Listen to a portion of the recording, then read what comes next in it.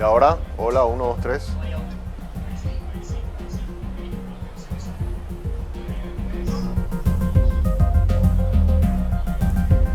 Hola, ¿qué tal? ¿Cómo están? Bienvenidos sean todos ustedes a Monitor Económico en el canal 5 Días. Es un gusto compartir nuevamente este espacio donde vamos a analizar durante 60 minutos todas las noticias, la información, los datos que tenés que saber sobre el mundo de la economía, tanto local como internacional. Tenemos mucho para compartir con ustedes, como siempre lo hacemos aquí en este espacio.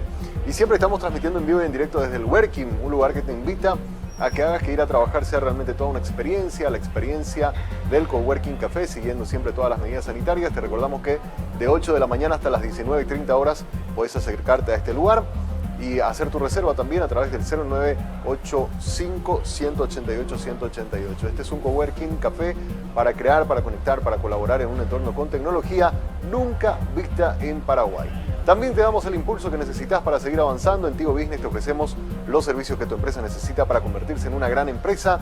Conectividad de CD-WAN, escritorios virtuales, ciberseguridad y mucho más. Ingresa ya a business.tigo.com.py y conoce de todos los beneficios. Tigo Business es una solución para cada negocio. Te recordamos también que Concasa es la empresa líder número 1 en venta de materiales de construcción. Saben de tu emprendimiento, de tu esfuerzo, y es por eso que te traen una promo de un descuento de hasta el 10% en lo que tiene que ver con alquiler de contenedores para residuos y escombros. Puedes comunicarte con ellos para pedir presupuesto o también un poco más de información a través del número 0974-914-255. Concasa tiene todo para la construcción. Y por supuesto recordamos, como siempre lo hacemos en todas las mañanas aquí en Monitor Económico, a el Banco GNB. Banco GNB, que se ha posicionado como uno de los bancos más destacados de los últimos años, tanto a nivel local como regional, y así como en 1920 reafirman el compromiso con sus clientes y la confianza en el Paraguay, aportando el sistema financiero de forma eficiente y contribuyendo al país con estándares de calidad. Banco GNB, juntos desde 1920. En el día de hoy vamos a ponemos a través de las redes sociales un tema que queremos debatir con ustedes, queremos analizarlo con ustedes y tener su opinión. Vamos a hablar sobre el presupuesto general de gastos de la nación. @5díaspy es nuestra cuenta en el Twitter y le hacemos la siguiente pregunta. Docentes y médicos piden incluir ajustes en el presupuesto general de la nación para el 2022. Aumento salarial o mantener contrataciones. Sin embargo, Hacienda afirma que no hay recursos para responder a estos reclamos. El Congreso debería aumentar o aprobar los aumentos, rechazar los aumentos o un aumento en un menor porcentaje. Son las tres opciones que les dejamos. Hoy queremos hablar con la gente del Ministerio de Hacienda para ver, desde el punto de vista del Ejecutivo, cuál es la factibilidad o no de poder responder a esos reclamos, y en caso de que el Congreso llegara a aprobar estos aumentos salariales o estos mayor presupuestos para mantener las contrataciones que se habían hecho de forma especial por la cuestión de la pandemia, ¿cómo podría llegar a impactar eso en las cuentas del Estado? Así que vamos a hacer esas preguntas, vamos a responder también consultas que ustedes nos hagan a través de las redes sociales, y vamos a estar también compartiendo los resultados de la encuesta, así que siguen votando en @5díaspy. Vamos ahora al resumen, como hacemos todas las mañanas, de los principales indicadores del día.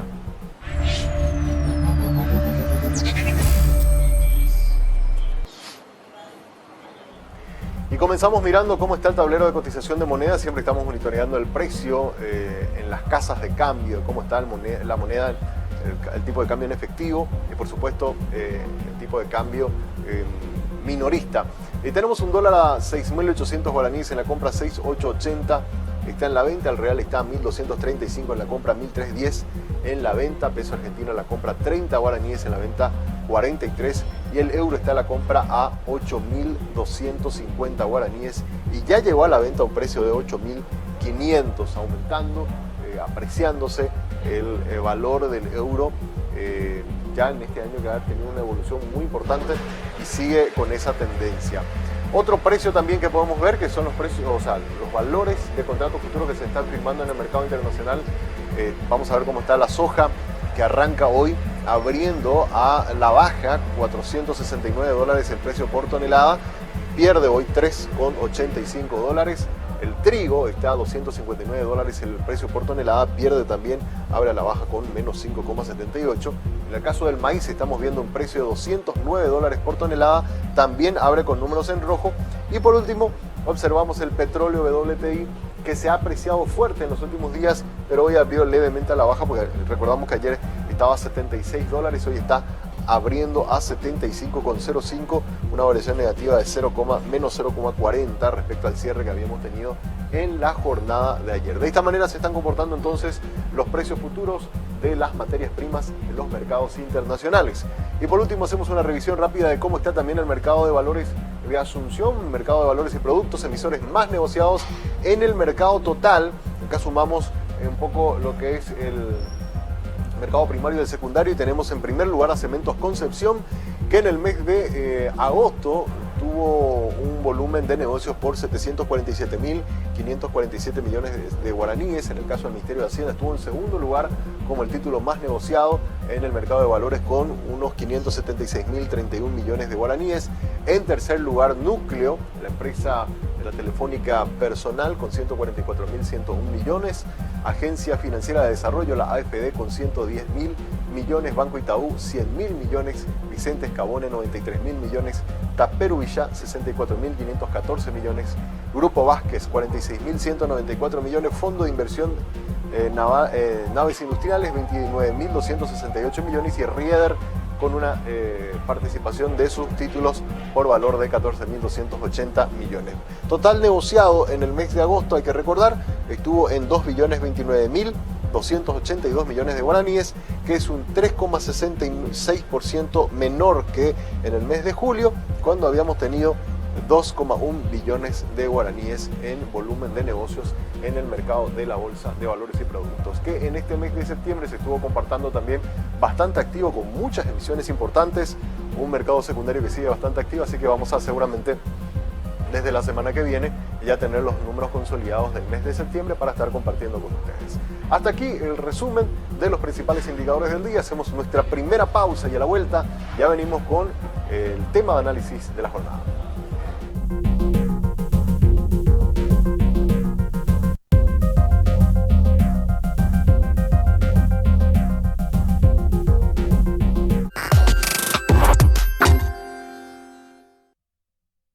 Tu dedicación son los ladrillos de los que están hechos tus sueños. Tu esfuerzo y planificación son el cemento con el cual construís tus metas. Dedicación, esfuerzo y logros, materiales de los que vos estás hecho, de lo que estamos hechos. Con Casa, todo para su construcción.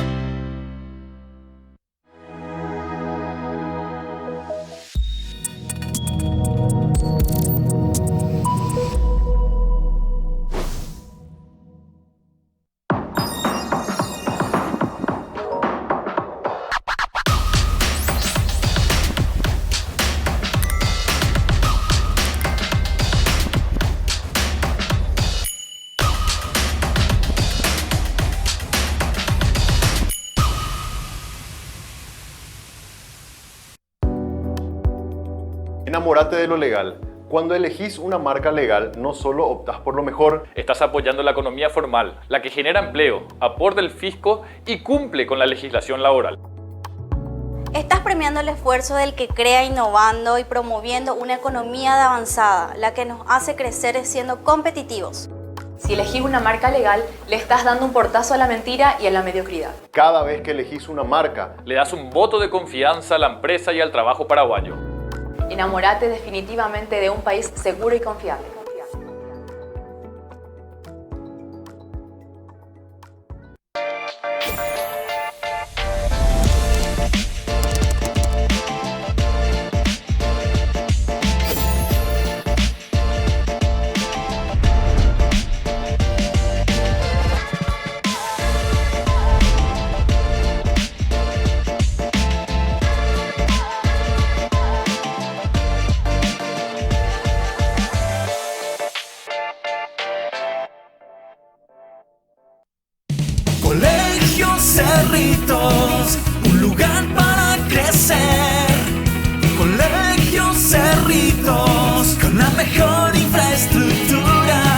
Contamos con plataforma online, clases personalizadas de refuerzos, inglés y computación desde los primeros niveles, seguimiento vía app y ferias culturales. Escríbanos al 0986-350-660. Excelencia en educación integral.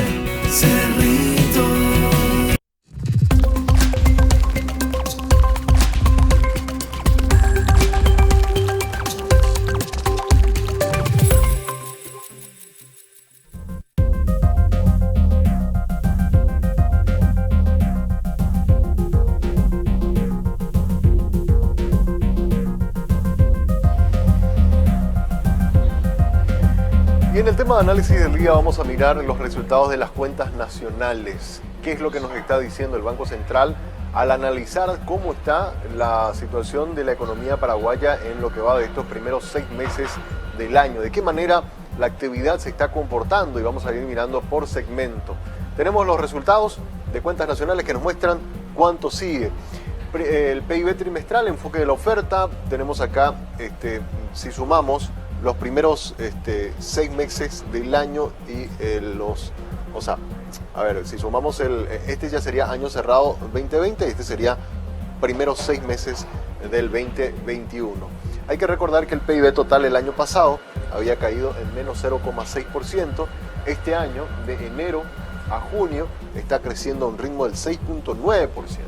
En el ámbito de la agricultura, el año pasado la agricultura había crecido en un 10% y este año el primer semestre cerró con una variación negativa de menos 9%. En alguna medida, y acá se da una característica un poco interesante, el año pasado habíamos tenido un año de una cosecha récord en materia de la soja y en varios rubros de la agricultura habíamos tenido muy buena producción. Y este año no estamos teniendo esos altos niveles, estamos casi un 10% menos de lo que fue el año récord del año pasado, pero aún así en el sector agrícola no hay pérdidas. ¿Por qué? Porque los precios de las materias primas se han disparado y están compensando ese menor volumen de producción. Entonces, este número negativo, si bien es cierto hay una menor producción, pero no está significando pérdidas para el sector agrícola porque los altos precios están compensando los menores volúmenes de producción que se han tenido o que se están teniendo hasta la primera mitad de este año. ¿Qué está pasando en el ámbito de la ganadería? Que habían crecido el año pasado habían crecido un 2% y este año están creciendo un 14.2%. En este caso es a la inversa. Acá tuvimos una producción relativamente buena, este año estamos teniendo una superproducción en el sector ganadero y a eso hay que sumarle que también estamos teniendo muy buenos precios. Entonces por eso obviamente el sector ganadero está siendo uno de los grandes motores que está empujando la economía con volúmenes de exportación que ya superan los 1.300 millones de dólares al mes de agosto. En el ámbito de la manufactura también un poco motivo por la pandemia que se estuvo parando en algún momento, habíamos caído en 0,5% y ahora hay una fuerte recuperación en el sector de las manufacturas creciendo a una tasa del 10%. El sector de la electricidad el año pasado muy golpeado por la sequía había caído 1,8% y esa sequía se está agravando y la producción de las hidroeléctricas ha caído en un 8% según lo que nos dice el Banco Central. Sector de la construcción muy dinámico el año pasado, uno de los grandes motores de la economía creciendo un 12% y fíjense ustedes, ese crecimiento fuerte que habíamos tenido el año pasado se está incluso acelerando aún más, 23.6% de crecimiento, sin lugar a dudas el sector de la construcción, tanto desde el punto de vista del sector privado como también de las obras de infraestructura del sector público, que hay como unas 60 obras del sector público que están en ejecución en este momento, están moviendo muy fuerte al sector de la construcción. El área de los servicios, muy golpeado también por las restricciones sanitarias, el año pasado caía en un 3% y ahora hay una recuperación ya del 8.1% en el área de los servicios. Los impuestos, se había recaudado casi 400 millones de dólares menos el año pasado, eso significaba una caída del 5.6% y este año está creciendo a un 12.2%, recuperación en el ámbito de los ingresos que se están generando a través de los impuestos. Con esto, el PIB sin agricultura y ganadería caía 1.3% el año pasado y ahora está creciendo a un ritmo del 9.8%. Ahí tenemos entonces rápidamente un primer pantallazo de cómo está la economía recuperándose este año. En segundo lugar, ¿cómo está la estructura? Si miramos solamente este cuadro, pero dividido en una torta, podemos ver el siguiente gráfico, vamos a tener que este año el gran motor de la economía, fíjense ustedes acá, comercio y servicios es el 47.2% del total de la estructura económica, o sea, es el gran motor que está empujando este año a la economía de Paraguay. Tenemos la ganadería que está también con un crecimiento interesante, y que vemos que representa el 3%, tenemos a las manufacturas, esto que vemos acá como otro gran motor también de la economía, casi representa un 20%, 19.3% del total de la estructura económica que estamos teniendo. El sector de la construcción, que vendría a ser esto, tiene una participación del 7.4%, los impuestos, una participación del 7%, luego tenemos electricidad y agua, con una participación del 6%, impuestos, ya habíamos visto, construcción, comercio, los servicios, y bueno, y luego completa con agricultura y manufacturas también, completando entre 9 y 3% de participación. Acá vemos entonces las incidencias, cuáles de esa estructura que vimos ahí del PIB, que es lo que está más empujando, y como bien les había dicho, los servicios es uno de los motores que se está recuperando muy fuerte. Hay muchas de las actividades por el área de los servicios financieros, que tuvo un año no malo, pero sí un poco difícil el año pasado. Ahora hay una fuerte recuperación, por ejemplo, en servicios financieros, servicios de hotelería, restaurantes, todo eso está empujando y está creciendo, está teniendo una incidencia de 3.8%, manufacturas 1.9% en segundo lugar, construcción 1.5%, impuestos 0.8%, ganadería, pesca y minería 0.4%. Lo que sí están, digamos, de alguna forma conteniendo que el crecimiento no sea más fuerte es la caída en electricidad y agua, lo que hablábamos de las binacionales que están sufriendo la bajante de los ríos, y la agricultura, que también está con números negativos. Entonces ahí tenemos de qué manera eso que vemos ahí, que es la estructura actual del PIB, está empujando un poco el crecimiento económico de este año. Por último, vamos a ver, acá vimos por el lado de la oferta, o sea, la producción, qué es lo que se está produciendo, qué es lo que se está haciendo. Ahora, por el lado del consumo, de la demanda, cómo está también la economía paraguaya. Bueno, el consumo total, fíjense ustedes cómo habían números negativos el año pasado, más o menos desde que comienza el primer trimestre habíamos cerrado bien, con un crecimiento del 2.4%, luego ya arranca la pandemia en marzo y como cae 7.4%, 3.8%, después en diciembre hay como, por una cuestión de las fiestas de fin de año, hay como una pequeña recuperación, pero todavía en números negativos de menos 0.1%. Primer trimestre de este año no nos estábamos todavía recuperando del todo y seguíamos en números negativos del menos 0.9%, pero en el segundo trimestre sí ya hay una recuperación, el consumo está creciendo a una tasa del 9% en este segundo trimestre del año, con lo cual ya hemos salido de, fíjense ustedes, 1, 2, 3, 4 trimestres en negativo. Por fin el consumo vuelve a la senda positiva y vuelve a comenzar a tener oxígeno, sobre todo el sector comercial. El consumo privado, ¿cómo está creciendo? Y está creciendo a una tasa del 9.7%. El consumo del sector público, es decir, lo que el sector público está gastando a través de las compras que hace el Estado, que había caído también en un fuerte en el primer trimestre de este año, 4.2%, ahora se está recuperando 5.6%. Fíjense lo que es la formación bruta de capital, es decir, las inversiones.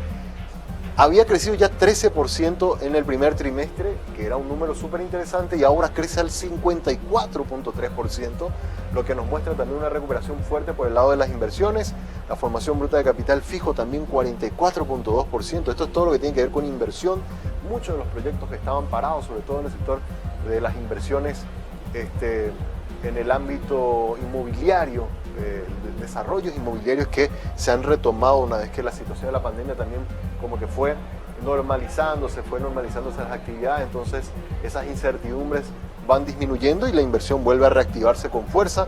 Las exportaciones están creciendo a una tasa del 29%, las importaciones a un 42%, un poco en consecuencia con lo que está ocurriendo con el consumo total, y eso nos da un PIB por el lado de la demanda de un crecimiento del 14,5% en el segundo trimestre.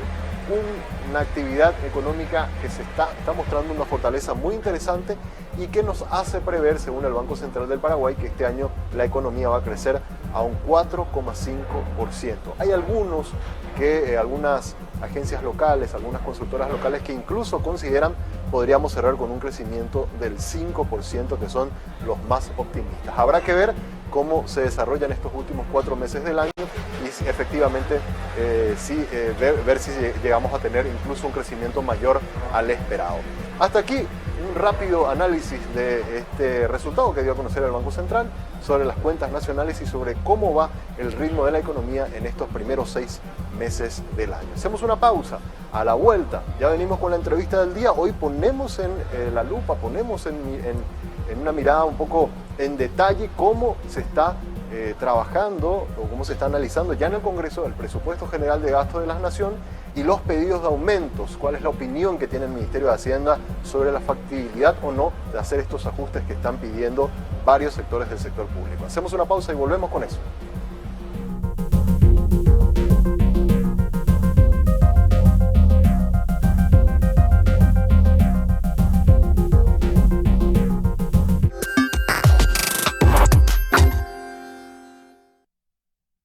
Tu dedicación son los ladrillos de los que están hechos tus sueños. Tu esfuerzo y planificación son el cemento con el cual construís tus metas. Dedicación, esfuerzo y logros, materiales de los que vos estás hecho, de lo que estamos hechos. Con casa, todo para su construcción.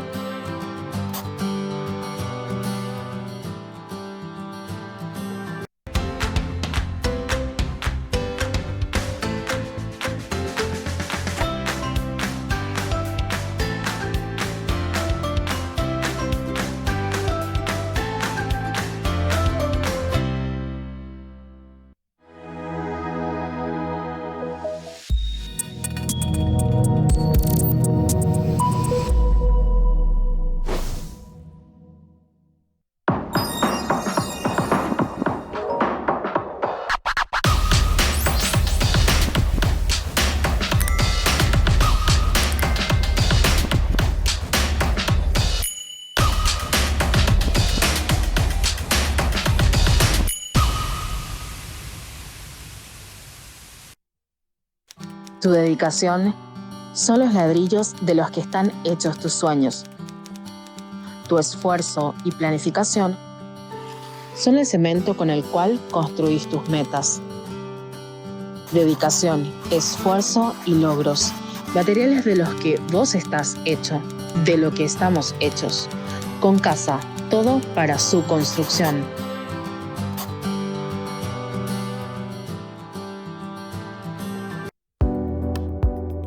Enamórate de lo legal. Cuando elegís una marca legal, no solo optás por lo mejor, Estás apoyando la economía formal, la que genera empleo, aporta el fisco y cumple con la legislación laboral. Estás premiando el esfuerzo del que crea innovando y promoviendo una economía de avanzada, la que nos hace crecer siendo competitivos. Si elegís una marca legal, le estás dando un portazo a la mentira y a la mediocridad. cada vez que elegís una marca, Le das un voto de confianza a la empresa y al trabajo paraguayo. Enamórate definitivamente de un país seguro y confiable.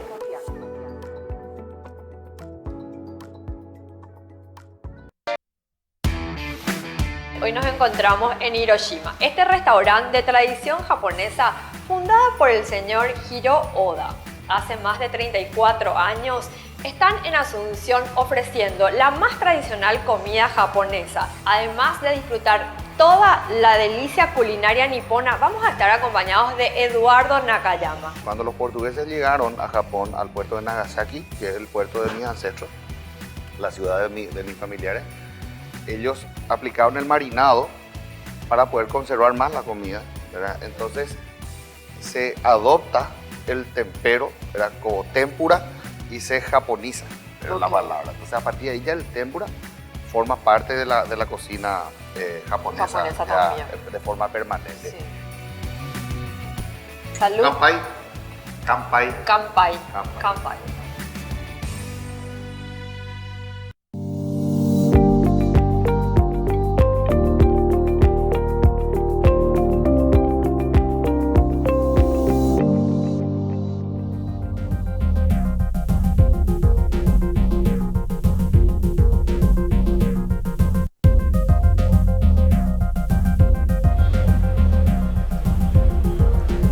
Seguimos en Monitor Económico por el canal 5 Días y es momento de ir a la entrevista de la jornada y hoy queremos profundizar un poco cómo van el estudio del presupuesto, cómo lo está mirando también el Ministerio de Hacienda, al análisis que se están haciendo en este momento en la Comisión Bicameral. Para ello ya está con nosotros Marco Elisech, él es el viceministro de Administración Financiera, a quien saludamos. ¿Cómo le va, viceministro? Muy buenos días. Muy buenos días, Samuel. Un gusto saludarte a vos y a tu audiencia. Bueno, queríamos consultarte en estas primeras reuniones que se ha tenido en la Comisión Bicameral, cómo ustedes estaban analizando los distintos análisis que se están haciendo con los legisladores y también en la defensa de cada una de las instituciones de sus presupuestos. Entendemos que en algunos casos hay pedidos también de ampliaciones a el diseño original que había enviado al Ministerio de Hacienda y por eso queríamos consultarle, bueno, cómo iban analizando estos pedidos que se están haciendo, viceministro. Así mismo, Samuel, esta etapa del presupuesto, posterior a la entrega que hace el Poder Ejecutivo el 1 de septiembre del proyecto de presupuesto, es la etapa de discusión dentro de la bicameral. La bicameral se conforma con representantes de ambas cámaras y analizan junto con cada una de las entidades el presupuesto que se ha proyectado, se ha programado a través del Ministerio de Hacienda. Acá es importante entender que ese presupuesto que envía Hacienda en realidad es una recopilación de la construcción que se hace con las entidades a partir de los lineamientos que nosotros establecemos en base a las recaudaciones previstas. Por eso es muy importante ver cómo inicia esto. Nosotros hacemos unas estimaciones de ingresos, tanto de tributario como no tributario, de cuánto podría, de acuerdo a las variables económicas, crecer la recaudación, y en base a eso establecemos los lineamientos que establecen los topes para que se puedan establecer la carga de los diferentes presupuestos de las entidades. Es así que nosotros establecemos esta distribución de los gastos y eso enviamos al Congreso. Y ahora cada una de las entidades va al Congreso justamente a explicar el alcance de ese presupuesto que le ha podido programar a cada uno de ellos, y ahí es donde se genera generalmente estos pedidos de mayor presupuesto. Pero lo que siempre nosotros decimos en esta instancia previa y también posterior es que este presupuesto se construye en base a unos ingresos estimados y no podemos salirnos de eso. Lastimosamente sabemos que las entidades siempre van a querer más recursos porque obviamente quieren, darle mayor empuje a cada una de sus misiones, pero tenemos que ser claros y contundentes en que el ingreso que tenemos es uno solo, ¿verdad? Y que siempre y cuando no tengamos ingresos adicionales es muy difícil poder darle a todas las entidades estos recursos adicionales. Totalmente. Y en ese sentido, hay ya algunos reclamos puntuales, algunos para incluir en el presupuesto del 2020 y otros incluso ya de ajustes que están pidiendo a nivel salarial, tanto el sector docente como médico, que incluso hablan de posibilidades de huelga si es que hay un rechazo. ¿Cómo el Ministerio de Hacienda está administrando eso y a estos reclamos hay posibilidad financiera de poder responder o no, viceministro? Uno por parte. En el caso de empezar por los docentes, ahí en este caso sí tenemos un antecedente que es una ley, básicamente, que es la ley profesional docente que establecía un compromiso que viene ya del gobierno anterior de ir gradualmente escalando al salario profesional mínimo docente. Y para eso se estableció un proceso gradual que era básicamente un incremento del 16% cada año hasta llegar a ese nivel salarial establecido, ¿verdad? Eso se cortó por la ley de emergencia. La pandemia obviamente estableció todo un procedimiento de reajuste porque básicamente estamos pasando por momentos muy complicados hasta ahora inclusive. Entonces se suspendió eso por el año pasado y este año, pero en el presupuesto vigente se establece una cláusula donde, dadas ciertas condiciones de la recaudación tributaria, se podría analizar retomar ese camino del ajuste gradual docente.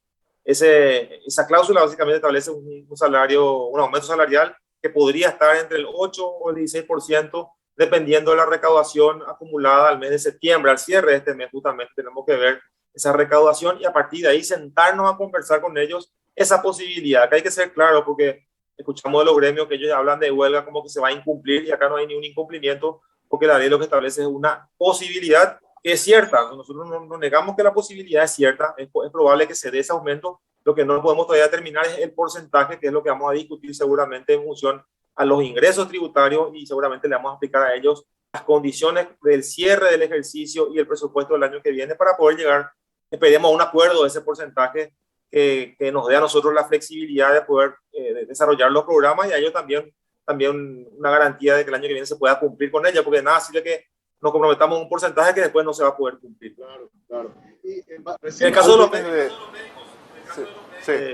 es diferente, porque en el caso de los médicos no había previamente ningún tipo de acuerdo y tampoco había un análisis que le involucra al Ministerio de Hacienda. Nosotros siempre aclaramos acá, nosotros no hacemos un juicio de valor de los reclamos de los médicos, entendemos que inclusive pueden ser reales, pero en el ámbito del Ministerio de Salud donde se discutió, no participó el Ministerio de Hacienda, no hubo una previsión de ese incremento que están ellos solicitando y en la realidad de las necesidades que tiene el Ministerio de Salud, que sabemos que son infinitas, el presupuesto de salud todavía va a requerir de mayor fortalecimiento, porque este crecimiento que se dio al sistema sanitario, tanto en cantidad de camas como en cantidad de personal, va a ser muy complicado sostenerlo, porque recuerden que eso se aumentó con deuda, con un préstamo o con préstamos, claro. Y ahora tenemos que desenchufar los préstamos y empezar a calzar eso con recursos ordinarios del Tesoro. Entonces eso va a ser muy complicado y meterlo a eso otra vez un incremento de manera abrupta, sin que haya una gradualidad, es bastante complicado.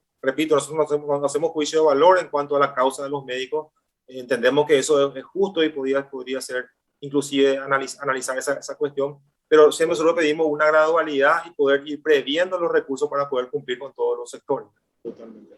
Para ordenarnos nada más y poder explicar bien a la audiencia, entonces, viceministro, a ver, en el caso de los docentes, había, incluso ya desde el gobierno de Cartes, se había firmado una ley que establecía que ellos gradualmente, cada año 16% se vaya aumentando el salario hasta llegar a un nivel que ellos se había estimado.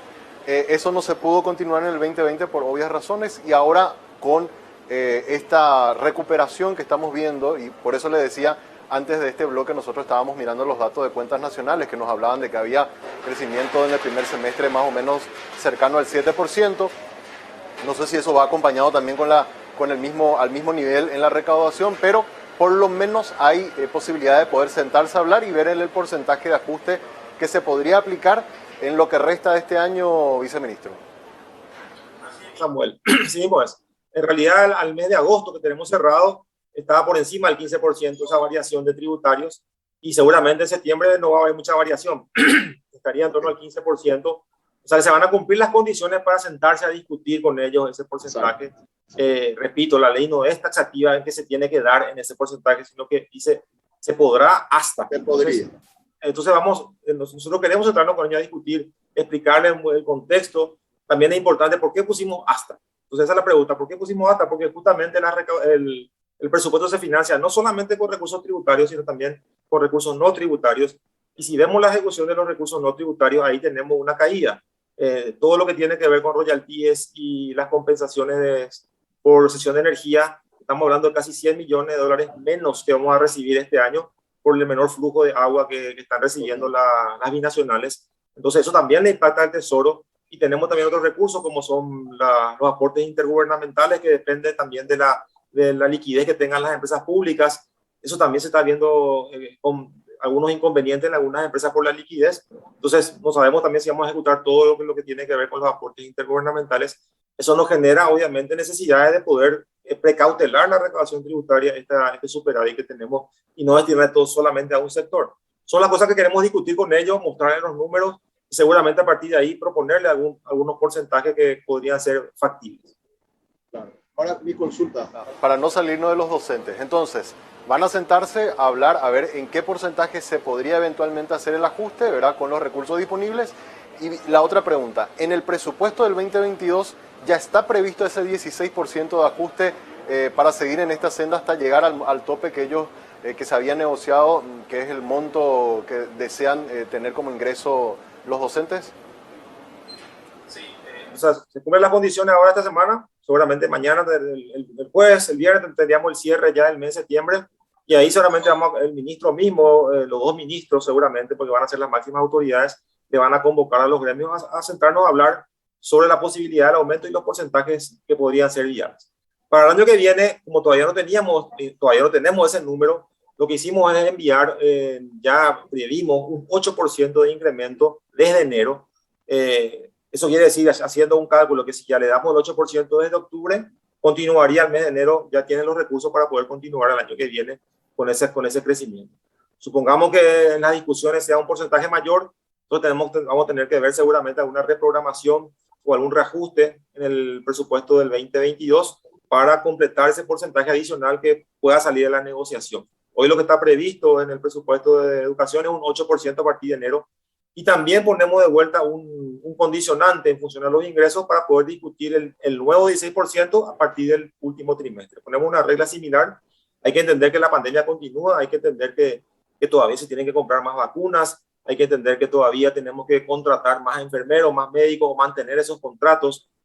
Todavía estamos en recuperación. Eso es importante, dejar ese mensaje que aparentemente, como la economía está mejor, como están bajando la incidencia del COVID, aparentemente estamos otra vez en el 2018, que estamos en un año normal, y no es así, ¿verdad? Estamos todavía en un periodo post-pandémico que nos va todavía a llevar por lo menos año y medio, de siempre y cuando las condiciones económicas y sanitarias sean buenas, recuperarnos. O sea que todavía estamos sujetos a una segunda o tercera ola, estamos sujetos a la sequía, que ojalá no nos afecte, ojalá esto se pueda recuperar en los próximos meses, tengamos las lluvias necesarias para que todo eso ayude a recuperarnos. Eso tenemos que tener claro, que ser precavidos, en que eso todavía continúa y que tenemos que tener claras esas condiciones. Perfecto. En el caso de los, y esto te pido si podrías aclarar, viceministro, en el caso de los médicos, el personal de blanco, ellos no están pidiendo un aumento, sino lo que están pidiendo, y eso te pido que nos puedas aclarar, es que aquellas contrataciones que se hicieron por motivo de la pandemia se mantengan. ¿Es así? Y por eso es que están pidiendo una ampliación para mantener esos contratos. Bueno, ellos lo que piden es una reducción de la carga horaria en función a que ciertos, y ahí no sé los nombres técnicos, ¿verdad? Lo que sigue el Ministerio de Salud viene implementando una reducción en la carga horaria a ciertos sectores dentro del Ministerio de Salud Pública, o sea, los diferentes hospitales. Hay ciertos hospitales que ya tienen los médicos esa reducción de 24 horas semanales a 12 horas semanales, y otro grupo se mantiene con las 24 horas semanales. Entonces ellos piden una equiparación en la carga horaria, que sería que todos los médicos tengan vínculos de 12 horas semanales. Entonces, básicamente eso implica un costo, porque el salud va a tener que o contratar un médico para ese turno o duplicarle el salario al médico que ya tiene un doble turno. Entonces ahí está el costo adicional que ellos mencionan en torno a los 30 millones de dólares, pero nosotros tenemos un número más alto, más del doble de eso, pero bueno, son discusiones que ya tuvimos con ellos, ¿verdad? Que no es una falta de voluntad por parte de Hacienda, sino que básicamente viendo las enormes necesidades que tiene salud, que ya tiene un presupuesto acotado y tiene que mantener 10.000 nuevos personales de blanco que hoy están financiándose con fuente 20, o sea, con el préstamo de emergencia, eso se va a pasar a fuente 10, eso ya es un sacrificio enorme para los contribuyentes, porque eso ahora se va a desenchufar, como decía, fuente 20, y se le va a pagar con impuestos a estos 10.000 nuevos personales de blanco. Y dentro de eso, otra vez, también tenemos la carrera de enfermería, que trabajamos 3 años con ellos. Eso se implementa el año que viene, tiene un costo de 16.000 millones para el primer año, ¿verdad? Tiene un costo total de 300.000 millones en 5 años. Entonces, son muchas necesidades que tiene salud. Lo que nosotros pedimos es siempre una previsibilidad. No estamos en contra cuando son reivindicaciones justas y que están fundamentadas, pero sí, desde el punto de vista financiero, pedimos una previsibilidad para poder medir el impacto que va a tener eso. Ahora, eventualmente, si esto se llegara a aprobar, vayámonos al presupuesto general de gasto de la Nación, porque lo otro entiendo que tienen algún margen de negociación y lo van a resolver con los docentes, pero presupuesto de 2022, siempre nosotros, incluso desde 5 días, venimos insistiendo de que los ajustes que se hagan en el Congreso sean ajustes que estén ajustados, valga la redundancia, a la realidad y a la capacidad del país, y no que le acoten tanto a Hacienda que Hacienda se va obligado a recortar inversión para poder de alguna forma solventar esos compromisos que le ponen, ¿verdad? ¿Y qué pasaría si se aprueban todos estos incrementos que se están hablando? Porque ahora estamos, y hay que poner en la balanza también la cuestión electoral, estamos a las puertas de unas elecciones. ¿Cómo quedaría la cuestión financiera del Ministerio de Hacienda? Porque ustedes también tienen unas metas de ir reduciendo el déficit fiscal anualmente, ir equilibrándonos o ir acercándonos otra vez a esa regla del 1,5%. ¿Les complicaría si eventualmente el Congreso hace esas aprobaciones sin tener las fuentes de financiamiento de estos incrementos que se están pidiendo, viceministro? Sobre todo si el Congreso toca los topes de ingreso. Somos claros y entendemos que el Congreso tiene todas las facultades y las prerrogativas para poder reasignar los recursos dentro del presupuesto, lo cual también puede ser peligroso si se le quita a una entidad que tenía establecidas ciertas metas, ciertos objetivos, se le quitan los recursos para darle a otro, eso genera un problema. Pero el problema es mayor si se crean recursos que no tenemos, ¿verdad? Entonces, si se distribuye una torta más grande de la que no tenemos, entonces el problema es más complicado y sobre todo si es gasto corriente, porque los gastos corrientes como los salariales, una vez que se instalan, eso ya no lo podemos cambiar. Tenemos en la memoria lo que pasó en el 2012, ese incremento del 30% de salario que se dio a nivel generalizado, básicamente cortó una seguidilla de 7 años consecutivos de superávit y nunca más nos pudimos recuperar. A raíz de eso vino la ley de responsabilidad fiscal que nos ayudó a encaminar de vuelta las cuentas fiscales en un equilibrio del cual nos salimos por la emergencia y ahora tenemos que retornar, como bien estás diciendo, a un equilibrio fiscal y eso va evidentemente tener sacrificios, ¿verdad? Va a tener sacrificios porque tenemos que ir reduciendo y también dependemos de los ingresos para poder llegar de vuelta al 1.5 próximamente, ¿verdad? Sí. Se está complicando también. Cada año el fisco tiene que destinar más recursos para ir solventando, de nuestros impuestos, para ir solventando ese saldo rojo enorme que tenemos en la caja fiscal, viceministro. Sé que desde el Ejecutivo, en ocasiones anteriores, incluso en ministros anteriores, el caso de Nino López y todo, intentaron algún tipo de reforma a nivel del sistema de pensiones, pero lastimosamente eso no prosperó. ¿Hasta cuándo es sostenible seguir financiando con impuestos una caja que cada vez su déficit va creciendo más, viceministro?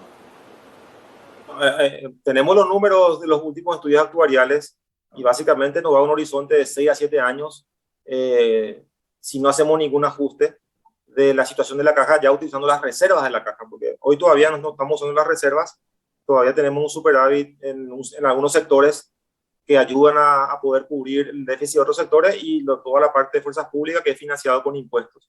Entonces, con eso tenemos aproximadamente 6 a 7 años de luz, entre comillas, para poder solucionar, pero ya justamente ahora estamos hablando con todos los sectores, es importante instalar primero el problema, que ser conscientes de que el problema está, que es real, que esto pasó en otros países, sabemos qué pasó y sabemos cómo terminó. Entonces, tenemos que ser pragmáticos y ver las soluciones que se tienen que dar. Acá vamos a tener que sacarnos la pasión encima porque esto es un tema muy sensible y muy apasionado y se mezclan mucho las cosas y entender que la jubilación es algo netamente financiero, dejando de lado los merecimientos. Todos los sectores se merecen una jubilación digna, nadie puede discutir eso, pero finalmente es un problema financiero que tenemos que resolver cómo cubrir. Lo ideal es que se pueda cubrir las jubilaciones con los aportes. Y si no se va a cubrir con los aportes, tenemos que coincidir en cómo cubrir la diferencia. Entonces ahí tenemos que ponernos de acuerdo entre toda la sociedad qué política vamos a aplicar para cubrir esa diferencia en caso que no se cubran con los aportes. Son las discusiones que vamos a tener que tener. No quiero poner un plazo porque, como repito, es muy sensible esto. Nosotros ya tenemos una hoja de ruta marcada. Queríamos empezar por la superintendencia para que nos dé justamente los datos, las informaciones de cómo están cada una de las cajas y poder, a partir de la superintendencia, tener algunas recetas de cómo poder ir mejorando la situación de la caja. Y la otra opción ya es irnos directo a la reforma, que, repito, va a ser, tenemos que discutir con todos, con los docentes, con los militares, con los policías, con los civiles. Vamos a tener que discutir cómo hacemos para cerrar esta brecha y con el Congreso y con todos los actores, inclusive la sociedad civil, ¿verdad? Porque finalmente, si hablamos de financiar con impuestos, sale el bolsillo de toda la gente, ¿verdad? Son las grandes discusiones que tenemos que tener. Y muy pronto, yo te diría que no más de un año tenemos que tener ya por lo menos un borrador de lo que tenemos que hacer. Exactamente. No, y es lo que le iba a decir, viceministro, porque si nosotros no tenemos un regulador en el sistema de pensiones, va a ocurrir lo que está pasando, que de repente te salen leyes donde como no hay nadie a quien consultar, al final eso se judicializa y termina complicando aún más la situación actuarial de las cajas, ¿verdad? Porque son compromisos que hay que pagar y que no hay forma, o sea, no hay recursos financieros para sostenerlo.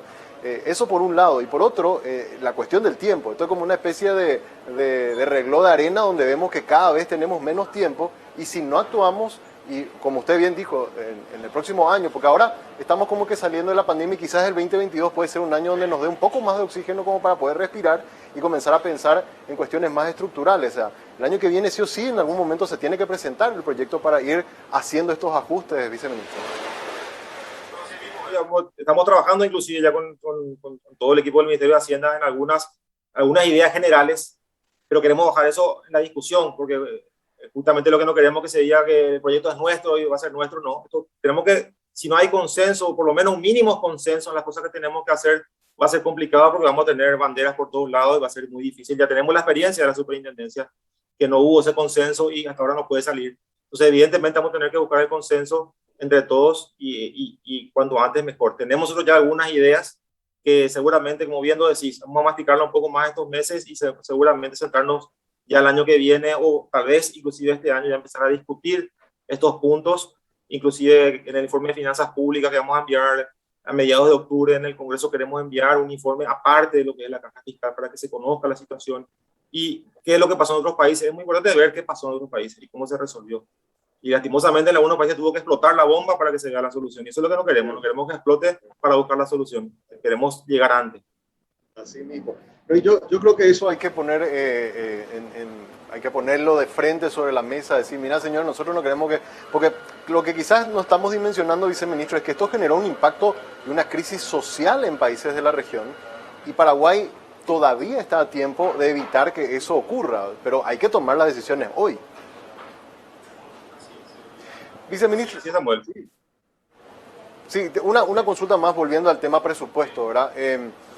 De lo que pude observar hasta ahora, y yo creo que el año pasado fue clave, a pesar de que se hicieron algunos ajustes que no estuvieron bien, pese a la pandemia, pero creo que fue clave la participación del ministro, del viceministro, o sea, de todas las autoridades de Hacienda que iban y debatían con los propios legisladores cuando se estaba definiendo el presupuesto. Entiendo que eso se está haciendo otra vez este año. Por lo que ha podido ver hasta ahora, ¿está confiado de que podamos no tener que volver otra vez allá hacia noviembre, diciembre, a hablar de ajustes exagerados que se hagan en el presupuesto y que podamos tener por lo menos un cierre un poco más tranquilo para este presupuesto 2022? Nosotros hablamos con todos los ministros, hablamos con todos también los técnicos, ¿verdad? Inclusive luego de enviar al Congreso se hizo una reunión con todos los ministros, le explicamos todo esto que estamos hablando de la importancia de respetar el presupuesto y sobre todo de que entender que el ingreso es uno solo, porque finalmente nosotros entendemos los reclamos de todos los sectores, pero es uno solo el ingreso, ¿verdad? Entonces, ir a pedir al Congreso 300.000 millones, acá 50.000 millones, es inocuo, ¿verdad? Porque finalmente significaría cortarle el brazo a otra entidad para darle a otra entidad. O sea, no hay posibilidad. Lastimosamente, es lo que tenemos hoy. Estamos saliendo de una pandemia y esperemos que en los próximos años podamos de repente volver gradualmente a invertir más en todas las entidades, en todos los sectores. Este año no estamos acudiendo presencialmente en las presentaciones, sí estamos acompañando de manera virtual y estamos conversando con los sectores. Sabemos, muchas veces ellos nos dicen, nosotros tenemos que ir a decir esto discúlpeme, viceministro, tenemos que ir a decir esto en el Congreso. Bueno, perfecto, díganlo, pero díganlo en el sentido de que es un ideal, pero que depende finalmente de los recursos, porque esa es la realidad. Totalmente. ¿El déficit cuánto estaríamos cerrando este año? Yo tenía, por lo menos el último dato que había escuchado, estaban estimando un 4%. ¿Se mantiene en eso? ¿Hay posibilidad de que recortar un poco más? ¿Cuánto está estimado, viceministro? Por el momento mantenemos el 4%. Pero podría ser inferior, podría ser un poco inferior, porque viendo la dinámica de los ingresos que estamos teniendo y viendo un poco también la ejecución que se podría dar en los últimos meses, tal vez podría ser un poco inferior, pero sí no vamos a pasarnos del 4%, que es obviamente lo establecido en el presupuesto, es la autorización que recibimos del Congreso, y no vamos a pasar del 4%, y hay expectativa que podría ser un poco menor, un poco inferior. Y en el presupuesto 2022, ese déficit estimado es de un 3%. Para el 2022 tenemos, nosotros enviando, como siempre, acotado a la ley de responsabilidad fiscal, y obviamente pedimos la autorización al Congreso para ir al 3%. Ese 3% permitiría, por un lado, inyectar $200 millones adicionales al Ministerio de Salud Pública y 400 millones para sostener los proyectos de inversión que ya están en ejecución. Eso nos ayudaría con el 3% que estamos pidiendo del déficit. Perfecto. Para cerrar nomás, porque también me hacen la consulta. Ley de consolidación económica, ¿eso ya se está ejecutando, esos recursos, esos fondos que estaban previstos para dinamizar esta última etapa del año? ¿Cómo está eso, viceministro? En octubre probablemente vamos a empezar a ejecutar. Estamos viendo ahora toda la parte operativa. Tenemos que firmar algunos convenios con el Banco Central. El Banco Central como agente financiero es el que nos va a efectivizar los DEC, hay que recordar que los DEX básicamente es una canasta de monedas que nos da el Fondo Monetario, eso hay que convertir en dólares. Eso tiene un proceso operativo que estamos haciendo las gestiones correspondientes. También hay que hacer algunas modificaciones presupuestarias. Todo eso estamos haciendo en estos días, seguramente en las próximas semanas, y a partir de octubre sí ya implementaríamos todos los objetivos que están plasmados en la ley de consolidación. ¿Cuánto era el monto que el Fondo Monetario iba a destinar a Paraguay en ese concepto? Sí, son de 250 millones de dólares en moneda dólares, ¿verdad? Que vamos a poder recibir una vez que hagamos los cambios correspondientes. No recuerdo la sigla de derechos de pago o algo así, era derechos especiales de giro, exacto. Que incluso todos los países van a recibir, y en el caso de Paraguay sería aproximadamente 200 millones. 50 millones de dólares aproximadamente. ¿Esos fondos ya están disponibles para Paraguay o está todavía pendiente de cobrar? Ya fueron, digamos, comunicados, ya nos comunicaron que tenemos disponible en moneda DEC 275 millones aproximadamente en moneda DEC.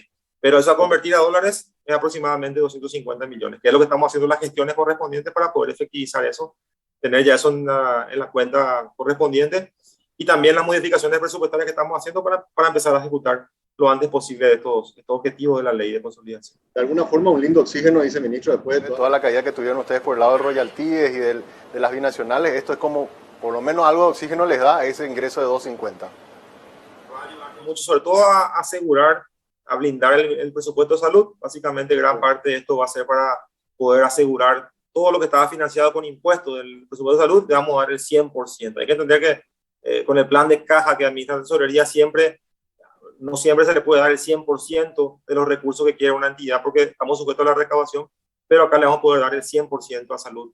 Y también sostener los programas sociales como adultos mayores y otros, y también todos los otros programas que están ahí, ollas populares, tenemos recursos para el Ministerio de Urbanismo, también está el tema de IPS para poder continuar con los subsidios a los suspendidos, entre otras cosas que están en la ley.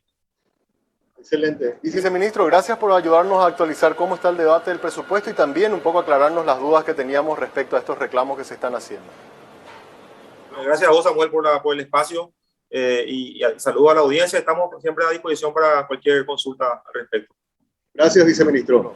El viceministro Marcos Eliseche, gracias, que tenga un buen día. El viceministro Marcos Eliseche, viceministro de Administración y Finanzas del Ministerio de Hacienda, conversando con nosotros hoy en Monitor Económico. Pausa y volvemos.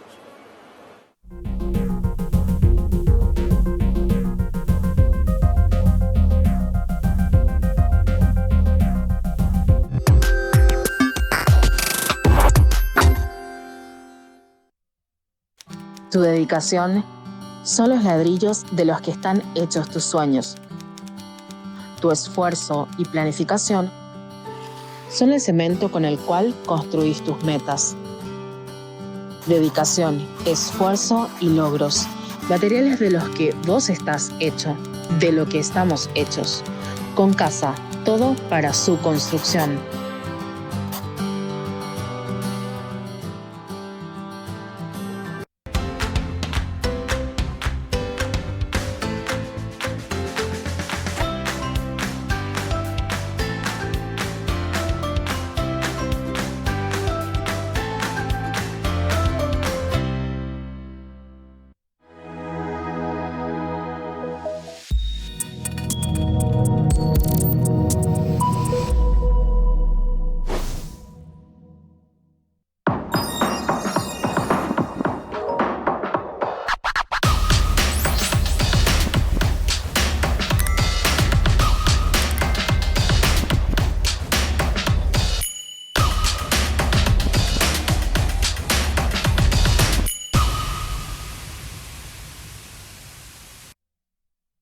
Tu dedicación son los ladrillos de los que están hechos tus sueños. Tu esfuerzo y planificación son el cemento con el cual construís tus metas. Dedicación, esfuerzo y logros, materiales de los que vos estás hecho, de lo que estamos hechos. Con Casa, todo para su construcción.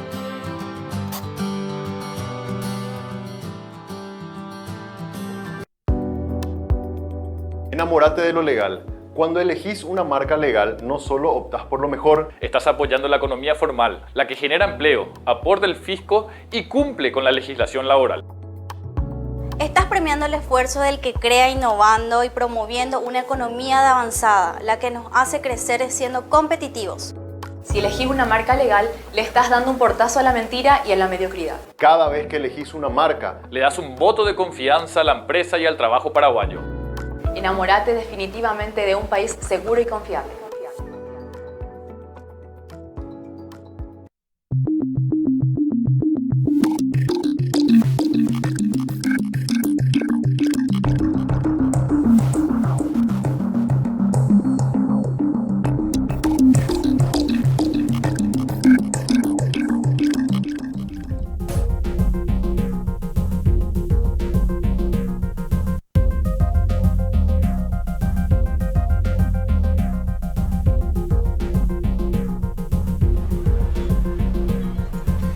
Muy bien, y vamos al monitor global. Ayer, ¿se acuerdan? Nos fijábamos cómo está el crecimiento económico, o cómo se estima va a ser el crecimiento económico para este y el próximo año a nivel global, ¿verdad? Veíamos las economías emergentes, veíamos las economías avanzadas y el PIB global. Hoy queremos mirar cómo está creciendo al cierre de estos primeros meses del año en la región, cómo está creciendo la economía en la región. Vamos a mirar los datos que nos proporciona este informe del Banco Central, resultados de la región, variaciones interanuales. Estamos hablando cómo creció el segundo trimestre de este 2021. Perú creciendo a un 41%, Chile a un 18%, Argentina a un 17.9%, Colombia a un 17.6%, Paraguay a un 14.5%, Brasil 12.4% y Uruguay 11.3%. Acá estamos viendo solamente los meses de los meses de abril, mayo y junio, cómo fue el crecimiento económico. Y recordar siempre que en el caso de Paraguay tuvo una leve recesión el año pasado, entonces su base de medición es más baja, entonces está creciendo sobre esa base más baja. En el caso de Perú, por ejemplo, tuvo una caída el año pasado de más del 10% en su economía y el efecto de rebote que se está dando es muy alto, por eso han crecido en este segundo trimestre a casi a más de un 40%. Ahora fijémonos en este lado, vemos ya las variaciones acumuladas, es decir, primer semestre, primeros 6 meses del año, cómo están creciendo las economías de la región. Perú, como siempre, el gran motor, o sea, el país que está mostrando mayor dinámica, ¿verdad? Por ese efecto rebote, está creciendo a una tasa del 20%. En el caso de Argentina, saliendo también de varios años de recesión, creciendo a un 10% su economía. Colombia a un 8.8%, Chile 8.8%, igual que Colombia. Paraguay a un 6.9%, Brasil 6.4% y Uruguay 3.8% de crecimiento económico. Esta es la dinámica de nuestra región, cómo se está moviendo, una región que se está recuperando de alguna forma de lo que fue el efecto del 2020, de la pandemia, y que está buscando reactivarse después de ese impacto muy potente que tuvimos en materia de recesión en el 2020. Vamos a mirar también ahora el resultado final de nuestra encuesta. Estuvimos haciendo una pregunta sobre el tema del presupuesto a través de las redes sociales. Le preguntamos en @5díaspy lo siguiente: los docentes y médicos piden incluir ajustes en el presupuesto general de la Nación para el 2020 para aumento salarial o mantener contrataciones.